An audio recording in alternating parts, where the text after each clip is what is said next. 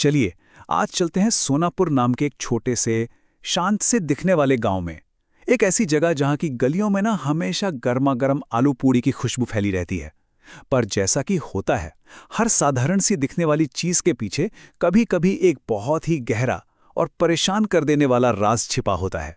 जरा सोचकर देखिए, आप अपना काम पूरी मेहनत पूरी ईमानदारी से कर रहे हैं, पर आपका कॉम्पिटिटर आपसे मिलो आगे है और उसकी इस कामयाबी के पीछे कोई बिजनेस सीक्रेट नहीं, बल्कि कुछ अलौकिक है, कुछ ऐसा जो इस दुनिया का है ही नहीं।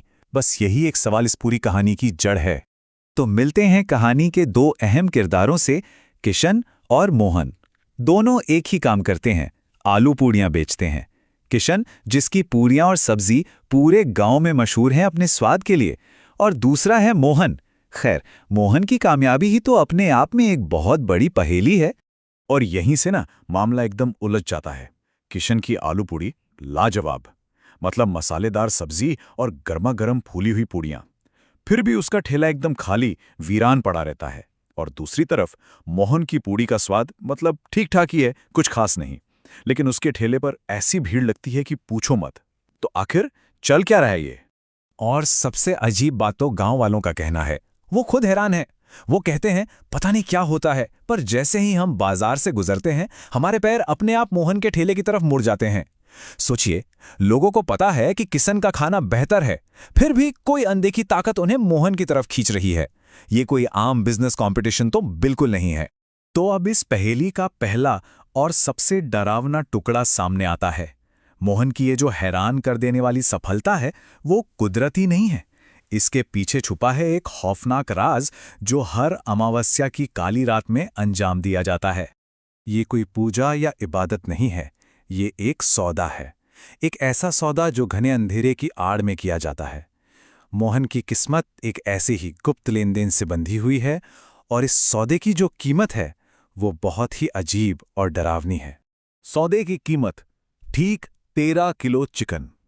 10 किलो नहीं, 15 किलो नहीं, एकदम सटीक 13 किलो। ये जो अजीब और एकदम पक्की मांग है ना, यही इस बात का पहला इशारा है कि मोहन का पाला किसी आम शक्ति से नहीं, बल्कि किसी बहुत ही अजीब और खतरनाक चीज से पड़ा है।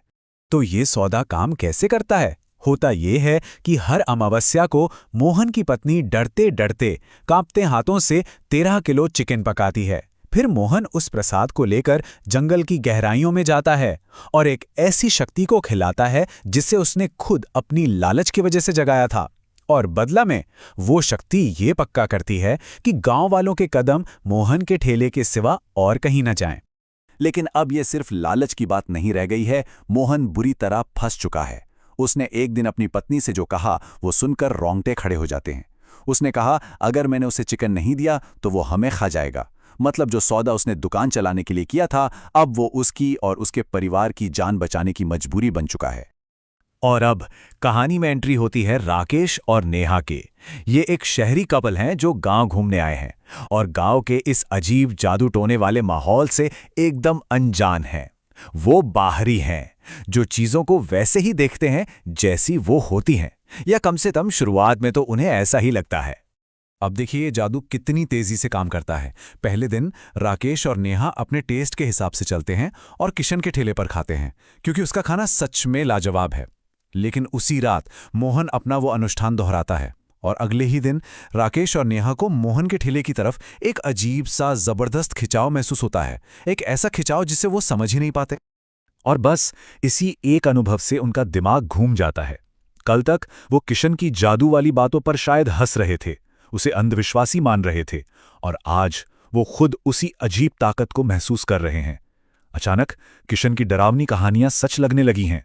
तो अब जब बाहरी लोगों को भी ये यकीन हो गया है कि यहाँ कुछ तो बहुत बड़ी गड़बड़ है, तो वो चुप नहीं बैठते।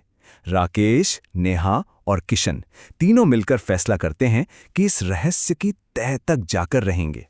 तो वो पहुंचते हैं किशन के घर और उसे बताते हैं कि अब उन्हें उसकी बात पर पूरा यकीन है। और ठीक उसी वक्त उनकी नज़र पड़ती है मोहन पर, जो हाथ में एक पोटली लिए जंगल की तरफ जा रहा होता है। बस यही मौका था। वो तीनों फैसला करते हैं कि आज रात इस राज से पर्दा उठकर ही रहेगा। और अब कहानी अपने सबसे अंधेरे, सबसे खौफनाक मोड़ पर पहुंचती है। तीनों रात के सन्नाटे में मोहन का पीछा करते हुए जंगल की गहराइयों में उतर जाते हैं, उस जगह की तरफ जहां सारे जवाब छिपे हुए हैं। हवा में पके हुए चिकन की एक बहुत तेज गंध फैली हुई है, और ये गंध उन्हें रास्ता नहीं दिखा रही, बल्कि एक जाल की तरह अपनी तरफ खींच रही है। हर कदम के साथ जंगल और घना होता जा रहा है और माहौल और ज्यादा डरावना। जैसे ही वो एक पुरानी अंधेरी गुफा के पास पहुंचते हैं, उन्हें अंदर से एक धीमी आवाज सुनाई देती है, किसी के कुछ बड़बड़ाने की। ये मोहन की आवाज है। वो कोई मंत्र पढ़ रहा है, मतलब वो जादू के स्रोत तक पहुंच चुके हैं। दिल में डर तो बहुत है, लेकिन सच जानने की जिद उस डर पर हावी हो जाती है। किशन, राकेश और नेहा हिम्मत जुटाकर उस अंधेरी गुफा में कदम रख देते हैं, ये जानने के लिए कि आखिर अंदर क्या है। और बस उस रात के बाद उन तीनों को फिर कभी किसी ने नहीं देखा। वो और मोहन का राज हमेशा के लिए उस गुफा में ही दफन हो गए। और यही इस कहानी की सबसे खौफनाक बात है।